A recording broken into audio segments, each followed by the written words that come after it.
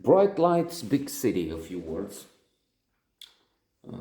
Maybe coming back to having a few video notes on not only on films, which is a habit, a ritual, but also on books, at least the formidable ones like this one. Bright Lights, Big City is extraordinary.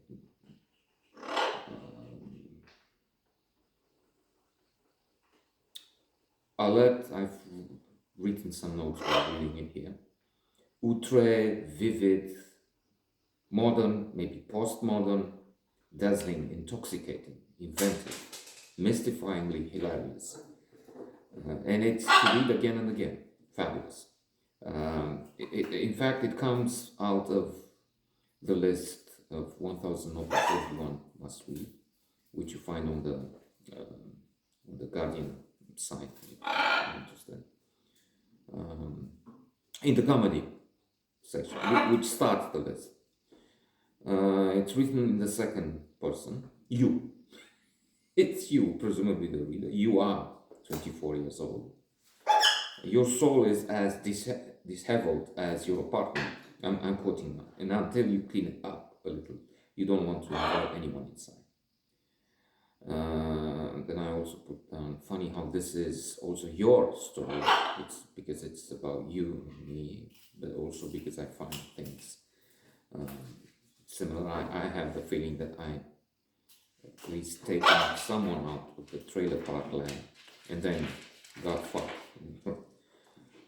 Come to think of it, in a little way, in that we're talking Miss Romania, really. She was already Miss Romania. I didn't help him, but I was trying to push her up, did all I could. So stupid. Anyway, so that's not really, she was, no, but still, tried to give it a push, and then she kicked my ass. Take her out, and then fuck you. We have New York with Colgate signs, garbage barges sailing to the ocean. Presumably that changed. I mean, they're more environmentally conscious. With graffiti that trains, there's this guy who says it's my birthday, January 13th.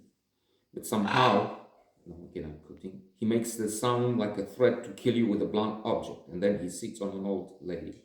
You, the narrator, imagine the New York Times Post headline, old lady crushed while wimps watch.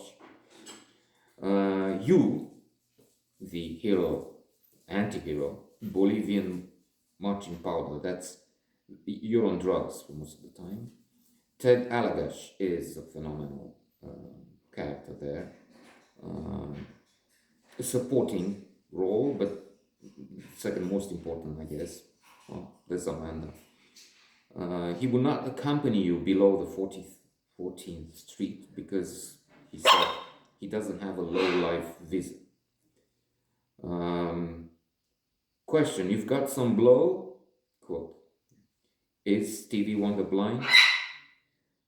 All the good words start with D. Drugs, delight, decadence, debauchery, dexedrine, and L. Lush, luscious, languorous, libidinous.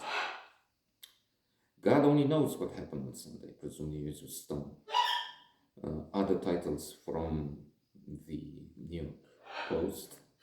You work as a fact checker at a prestigious magazine. Maybe we could think New York or something like that. It's fictional. We're never told. Your boss, one of those ageless disciplinarians. There's a mystery man who has been writing an article for 7 years. Under the volcano, Marco Laurie's constantly mentioned with getting pissed on mezcal in Huahuanahuac. Since your own quote again, marital Pearl Harbor, you have understood that sleeping alone goes a long way toward explaining nastiness and erratic behavior. Right?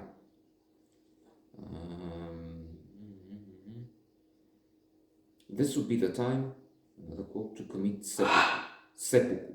Pen a farewell poem about the transience of cherry blossoms. Fantastic humor. The Kremlin, Naruto, must be a lot like Termina with a druid in command. He buys a Cartier watch, which dies at 3:15, and the winding nut falls off in your hand. Mă, termină, mă, cretinule!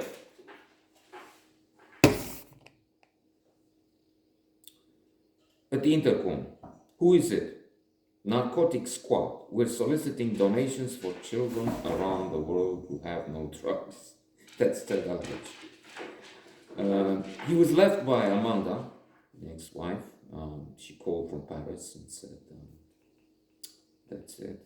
Something like that. He meets Vicky Holmes. There's some hope there. Another post headline: Faulkner friend falls afoul of Fury fiend. Ted asks about them. Didn't you see the sign on her forehead that said space to let, short and long term leasing? Well, it was too dark, says you. Not so dark she couldn't see you wear her ticket out of Trailer Park Land. Bright lights, big city. This is where we get the title from. Incredible. Magnum opus, shared d'oeuvre. Fantastic.